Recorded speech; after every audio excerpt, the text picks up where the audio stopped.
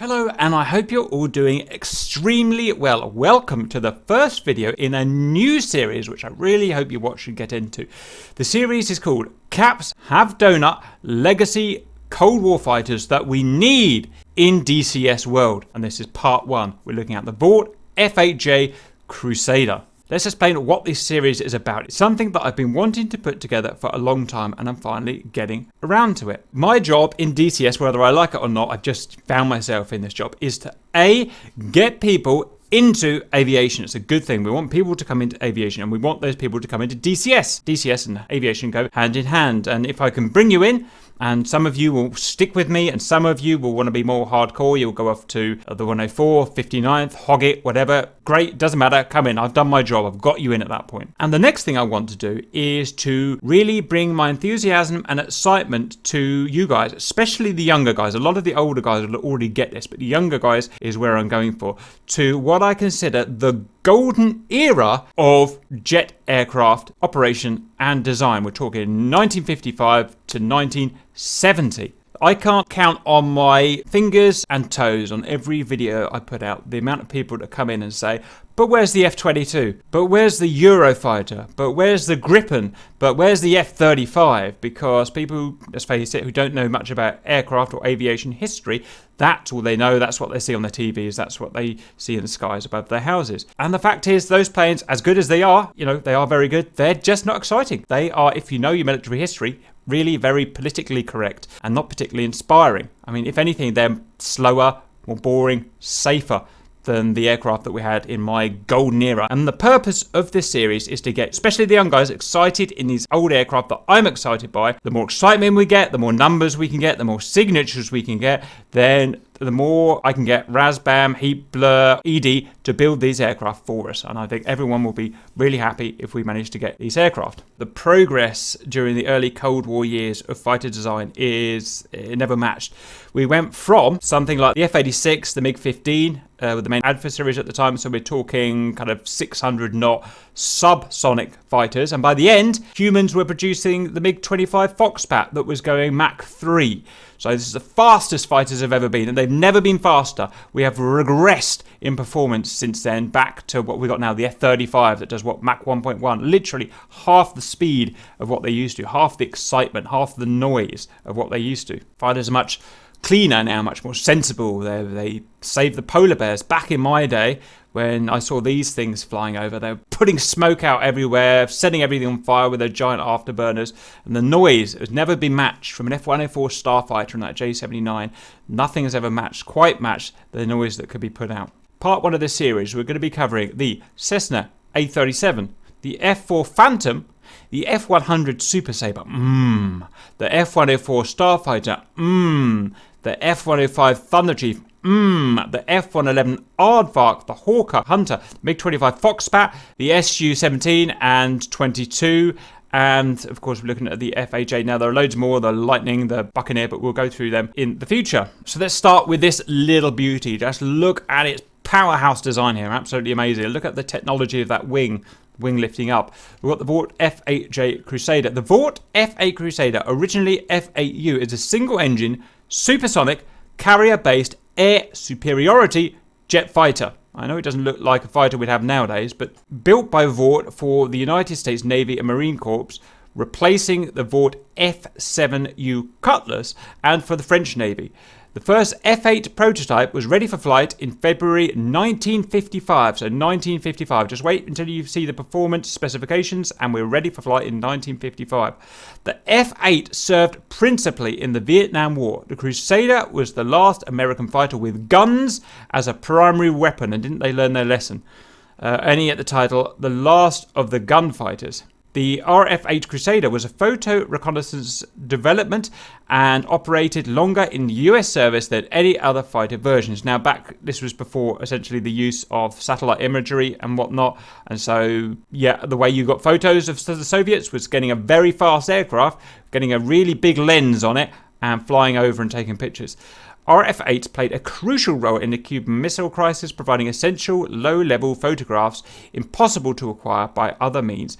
US Naval Reserve units continued to operate the RF-8 until 1987, 7 years after I was born. Amazing. Awesome picture. Awesome picture. Design and development. In September 1952, the United States Navy announced a requirement for a new fighter. 1952! You're literally just still using Spitfires. It was to have a top speed of Mach 1.2 at 30,000 feet with a climb rate of 25,000 feet per minute and a landing speed of no more than, which is almost unbelievable, 100 miles per hour, 90 knots. Korean War experience had demonstrated that 50-inch machine guns were no longer sufficient, and as a result, the new fighter was to carry a 20mm cannon. In response, the Vought team, led by John Russell Clark, created the V-383. Unusual for a fighter, the aircraft had a high-mounted wing, which necessitated the use of a fuselage-mounted short, light landing gear. The Crusader was powered by Pratt & Whitney J-58, God, that's an old engine, turbojet engine. The engine was equipped with an afterburner that, unlike on later engines, was either fully lit or off. It did not have afterburning zones like you do in pretty much any contemporary fighter. The engine produced 18,000 pounds of thrust at full power, which is very low compared to a modern engine. But back then, you know, you're flying around with Sabres that are producing 6,000 pounds of thrust. Enough to allow the F-8 to climb straight up in clean configuration. The Crusader was the first jet fighter in the US service to reach 1,000 miles per hour. US Navy pilot R.W. Windsor reached 1,015 on a flight in 1956. The most innovative aspect of the design was the variable incidence wing, which is how I always remember this plane, because when I was a kid I just remember seeing that wing come off and I couldn't work out what it was all about, which pivoted 7 degrees out of the fuselage on takeoff and landing. So to increase the wing's angle of attack but not the fuselage, this guy here came up at the front here, and you've now got 7 degrees angle of attack of the wing, which is what you want, and then it can essentially take off on a carrier like that with a swept wing, which was, you know, amazing piece of tech. The Crusader was not an easy aircraft to fly. I don't think anything was back here. This is before fly-by-wire. This is just make a plane as fast as you can and carry as many bombs as you can. It was often unforgiving in carrier landings, where it suffered from poor recovery from high sink rates.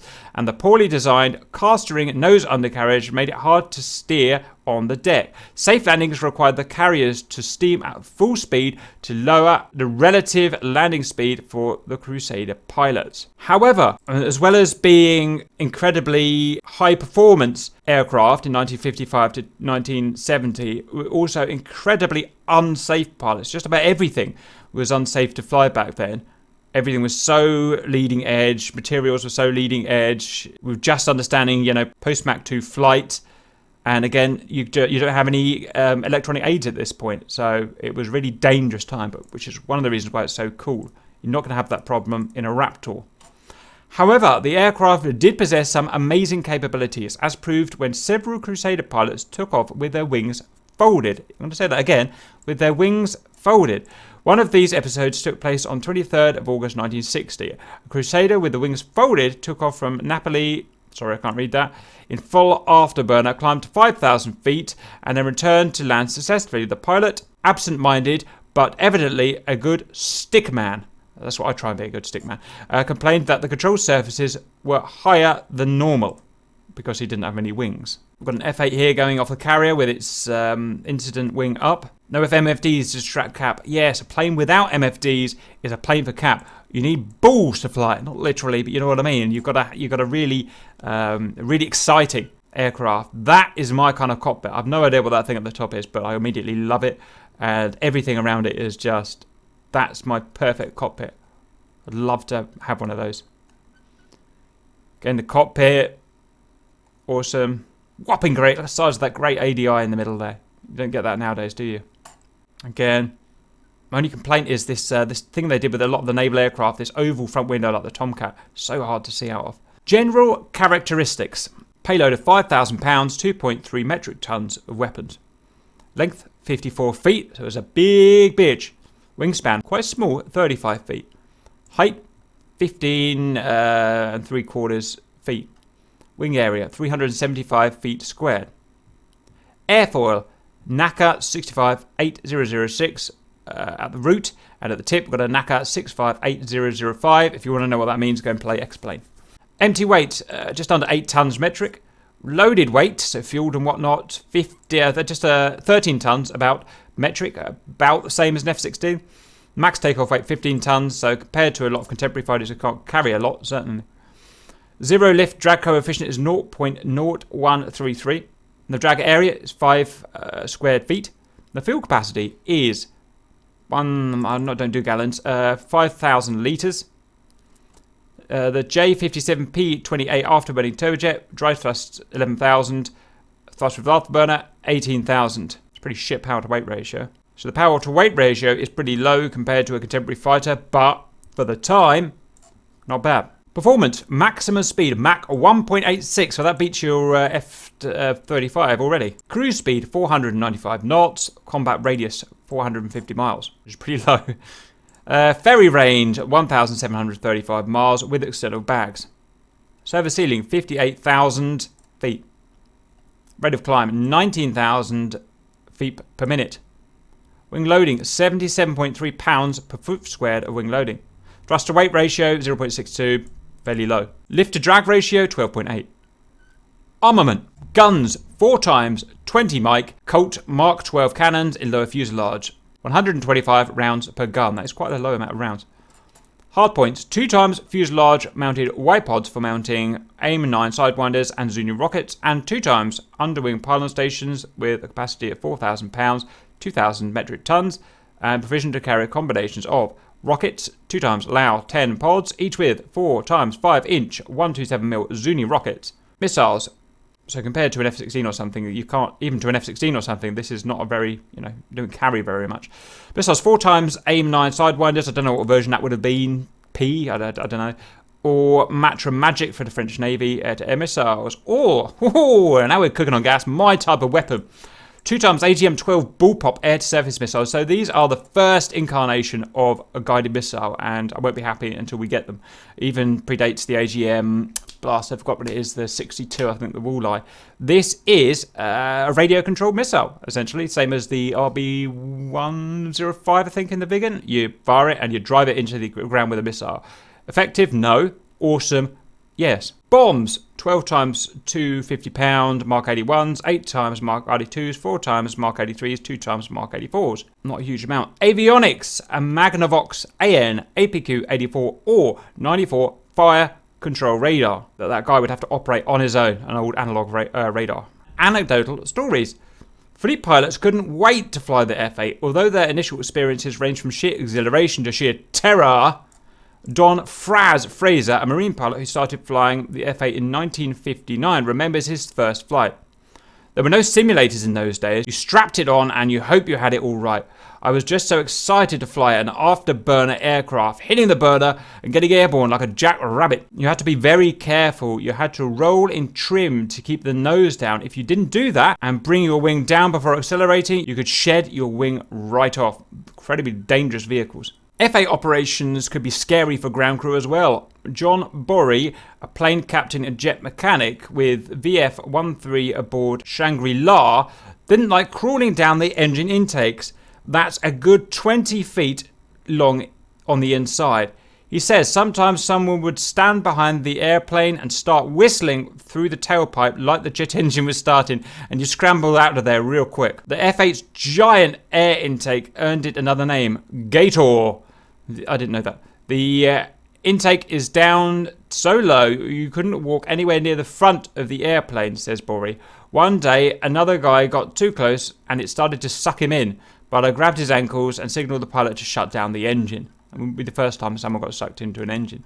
So we wanted to keep this relatively small because we didn't want to bore you, but just get the essential information in there. I hope you enjoyed that video. All credit goes to Ivan, who's my guy behind the scenes doing this stuff. Ivan, anything you want to add to the F-8J Crusader? Oh, it's a magical jet, and I really hope we get it. Absolutely, absolutely. We'll get someone working on it, don't we worry. If you've got any ideas to help get kids and stuff into these planes, let me know and we'll do what we can. I hope you enjoyed that, and we'll see you for the next part.